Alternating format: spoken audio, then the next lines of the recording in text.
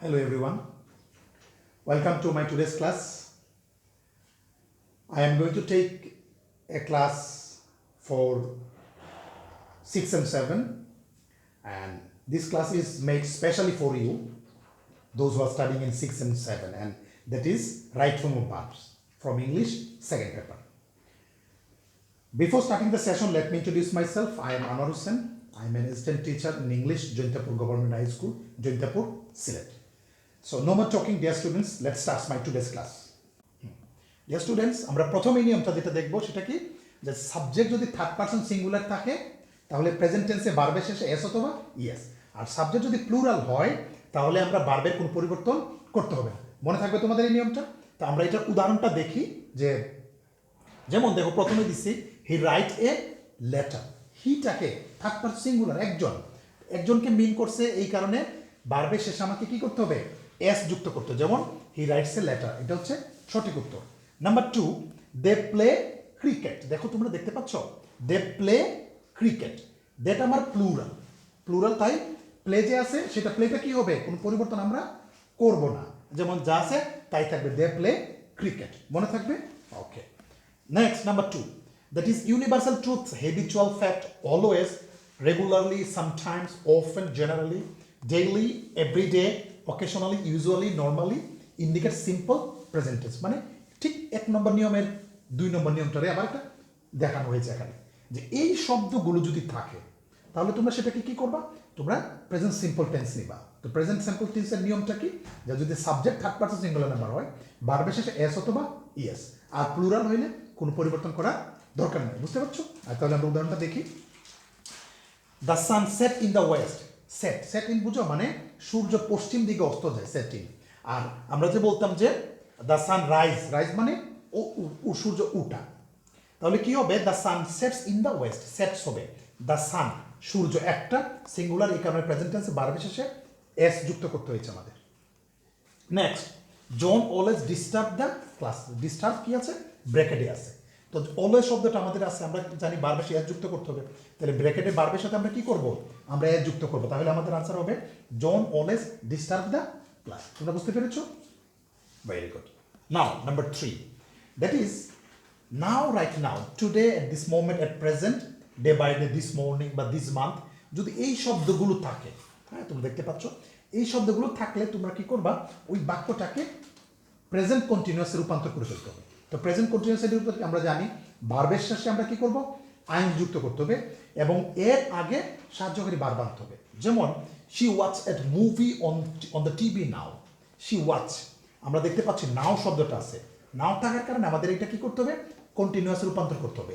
তাহলে আমরা কি করবো, শির পরে ইজ নিয়ে আসলাম, শি ইজ ওয়াচ, মূল ভাব, তার সাথে কি করো, আইন যুক্ত করো, তাইলে হয়ে গেল she is watching a movie on the TV. Number 2, at present the population of our country increase. হ্যাঁ, ইনক্রিজটা কোথায় আছে, ব্র্যাকেটে আছে।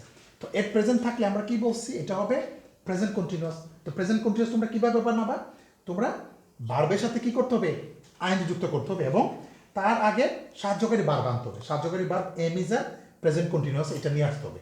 আমরা নিয়ে আসলাম the at present the population of our country is increasing, আর ইনক্রিজের সাথে কি করলাম, আইন যুক্ত করলাম। তোমরা আইন যুক্ত করার সময় একটা জিনিস মাথায় রাখবে, এই যে ই যদি থাকে ভার্বের শেষে, এটা কি হয়ে যাবে, এটা উঠে যাবে, ওই জায়গায় আমরা আইনজি বসাই দিব। Next, number 4, just now, already, yet, ever, lately, recently, in the mean time, অথবা হ্যাভ, হ্যাজ, হ্যাড। তোমরা যদি এই শব্দগুলো তোমাদের পরিচিত, have, has, recently, mean time, already, এই শব্দগুলো যদি থাকে, তখন ওই সেন্টেন্সটা কনভার্ট হয়ে যাবে প্রেজেন্ট পারফেক্ট টেন্সে। প্রেজেন্ট পারফেক্ট টেন্সের স্ট্রাকচার কি, যে উদাহরণ আমরা দেখতে পাচ্ছি, my father return home recently থাকার কারণে আমরা প্রেজেন্ট পারফেক্ট বানাবো। তো কি দাঁড়াচ্ছে, my father has return home recently. তো মাই ফাদারের পরে আমাদের হ্যাভ হ্যাজ নিতে হবে, হ্যাভ হ্যাজ নেওয়ার পরে ভার্বের কি পাস্ট পার্টিসিপল নিলাম আমরা, এই যে রিটার্ন হয়ে গেল। Okay, alright dear students, they just finish their work. So finish within verb just আছে, তাই এটা আমরা কী করবো, একই কথা প্রেজেন্ট পারফেক্ট মানে দেয়ের পরে তোমরা কি নিয়ে আসবে, হ্যাভ নিয়ে আসবে, এটা প্লুরাল, জাস্ট মাঝখানে থাকবে, এবং পরে ভার্বের কি লাগবে, ভার্বের পাস্ট পার্টিসিপল হয়ে গেল, they have just finish their work. Next, we have very interesting rule, that is কিছু অতীত বোঝায় কিছু শব্দ আছে তোমরা জানবা, অতীত বোঝায় যেটা গত হয়ে গিয়েছে, যেমন yesterday, long ago, long since, এগো, লাস্ট নাইট, লাস্ট মান্থ, এরা হচ্ছে পাস্ট ইন্ডিকেটরস। যদি এরা থাকে তাহলে তোমরা কি করবে, তোমরা শুধু ব্র্যাকেটে যে বার্ব থাকবে বার্বের শুধু পাস্ট ফর্ম বসাই দিবে, তাহলে কি হয়ে গেল। যেমন Meena go to school yesterday with her uncle, go আছে কোথায়, ব্র্যাকেটে আছে, গো উইদিন ব্র্যাকেট। তো ইয়েস্টারডে শব্দটা আছে তার মানে অতীতের কাজ, তাহলে আমরা বার্বের পাস্ট ফর্ম গো ওয়েন্ট, আমরা ওয়েন্ট বসাই দিব, তাহলে আর কোনো পরিবর্তন নাই। তাহলে কি দাঁড়াচ্ছে, Meena went to school yesterday with her uncle. Good. Last night I write a poem on my school. দেখো তোমরা আরেকটা উদাহরণ দিলাম, রাইট হচ্ছে ব্র্যাকেটে, লাস্ট নাইট এটা গতকাল রাতের ঘটনা, তার এগুলো সবগুলো কি অতীত কর্মকাণ্ড। তাহলে আমরা কি করবো এখন, বার্বের শুধু আমরা পাস্ট ফর্ম বসাই দিলেই হয়ে গেছে। তাহলে আমরা কি বলতে পারি, last night I wrote a poem on my school. বুঝতে পারছো তোমরা? Very good. Next we have another rule, that is number 6, had better, had rather, would better, would rather, left. যদি এই শব্দগুলো থাকে, বিশেষ করে 4টা শব্দ বললাম, তারপরে যে ব্র্যাকেটে যে বার্ব থাকবে তোমরা কি করবা, বার্বের প্রেজেন্ট ফর্ম বসাই দিবা, তাইলেই হয়ে গেল। যেমন you had better go home, go ব্র্যাকেটে হেড বেটার আছে, তাহলে আর কোনো কি করবে না, কোনো পরিবর্তন হবে না, যা আছে তাই থাকবে। Number 2, I would rather die then back, এই যে আমি ডাই দিয়েছি উড রাদারের কারণে এখানে বার্বের কোনো কি হবে না, কোনো পরিবর্তন হবে না। অলরাইট।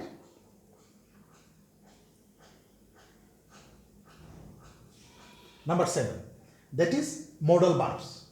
মডেল ভার্বস কোনগুলোকে বলবো আমি ব্রেকেটে দেখিয়ে দিয়েছি, তোমরা দেখো, shall, should, will, would, can, could, need, must, dare, ought to।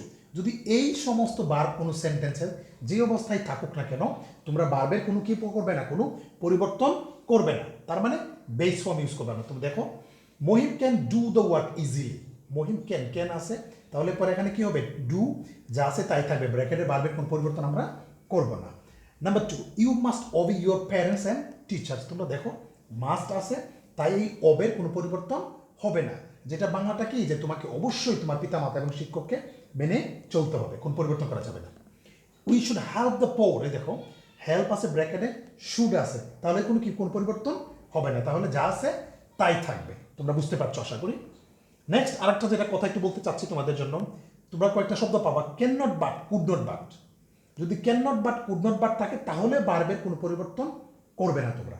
এটা অর্থটা কি, এটা অর্থ হচ্ছে না করে পারা যায় না, আমরা এই ক্ষেত্রে বলি ক্যান নট বাট, আর পাস্ট টেন্স হলে আমরা বলবো কুড নট বাট। যেমন ধরো, she can not but study, মানে কি, সে পড়াশোনা না করে থাকতে পারে না, মানে তুমি ছাত্র হিসেবে তোমাকে কি করতে হবে, তোমাকে পড়াশোনা করতে হবে। তখন এটাকে বোঝানোর জন্য আমরা বলতে পারবো she can not but study, বাটের পরে বার্বের কোনো কি হবে না, কোনো পরিবর্তন করা যাবে না। গুড। আরেকটা নিয়ম দেখো তোমাদের জন্য, এখন হচ্ছে can not help, could not help, with a view to, look forward to, would you mind আর গেট ইউজ টু। যদি এই শব্দগুলো থাকে তাহলে আমরা বার্বের কোনো বার্বের সাথে আমরা কি করবো, বার্বের সাথে আমরা আইন যুক্ত করবো যদি এই শব্দগুলো থাকে। তোমরা খেয়াল করো যে can not help, could not help মানে হচ্ছে না করে পারা যায় না, with a view to, look forward to, would you mind or get use to. যদি এই শব্দগুলো থাকে তাহলে তোমরা কি করবা, পরে ব্রেকেটে যে ভার্ব থাকবে ভার্বের সাথে শুধু আইন যুক্ত করলেই হয়ে যাবে। যেমন we can not help go to school, তাই কী দাঁড়াচ্ছে, যে আমরা স্কুলে না যেয়ে পারি না। We can not help going to school, এখানে গোয়িং হয়ে যাবে। Next, they went to Cox's Bazar with a view two spending good time, একটা ডাইরেক্ট দিয়ে ফেলছি আমি, স্পেন্ড হচ্ছে আমার মূল বার, এটার সাথে আমরা কি করবো, এটার সাথে আমরা আইন যুক্ত করবো। তোমাদের মনে থাকবে। Now we have another rule, that is, তোমরা খেয়াল করো যে each, every one, everything, nobody, no one, none, nothing, somebody, someone, something, everyday, what ever বা হুইচ এভার, যদি এই শব্দগুলো থাকে তাহলে তারা সিঙ্গুলার হিসেবে বসে। তো সিঙ্গুলার হিসেবে বসলে কি করতে হবে, তোমাকে প্রেজেন্ট টেন্সে ভার্বের সাথে এস অথবা ইএস যুক্ত করতে হবে। যেমন এভরি ওয়ান ওয়ান্টস পিস, তাহলে আমরা এর সাথে কি যুক্ত করবো, এস যুক্ত করবো, তাইলে আমাদের হয়ে গেছে। No one help him at the time of danger, help bracket আছে, নো ওয়ান প্রেজেন্ট টেন্সে, এই কারণে আমি ভার্বের সাথে কি করলাম, এস যুক্ত করে দিয়েছি। সামথিং, এই যে এটাও সিঙ্গুলার, তাহলে আমরা কি নিব, is, something is better then nothing, এই যে বি আছে, বি মানে কি, আমরা জানি যে এম ইজ আর, হ্যাঁ, ওয়াজর আমরা এখানে ইউজ করতেছি। তাহলে তোমরা এই হচ্ছে তোমাদের নিয়ম, তোমরা এই পর্যন্ত এগুলো একটু ভালোভাবে দেখবে, ভালোভাবে দেখলে হয়ে যাবে। তোমাদের আরেকটা মোস্ট ইম্পর্টেন্ট কথা বলে শেষ করবো আমরা। ইট ইজ টাইম বা ইট ইজ হাই টাইম বা উইশ বা ফেঞ্চি থাকবে। যদি এইগুলো থাকে তাহলে তোমরা কি করবা, ভার্বের পাস্ট ফর্ম, শুধু ভার্বের পাস্ট ফর্ম বসাইলে হয়ে যাবে। যেমন it is high time we change, change আছে, আমরা কি বানাই ফেলবো, change our food habit. I wish I draw a picture, এটা আনসারটা কি হবে, I wish I drew a picture. Draw থেকে কি হয়ে যাবে, এটা ড্রিউ হয়ে যাবে। ওকে ডিয়ার স্টুডেন্টস, সো আজকে তোমাদের জন্য এই পর্যন্তই ছিল। তোমরা সবাই ভালো থাকো, stay safe and stay home.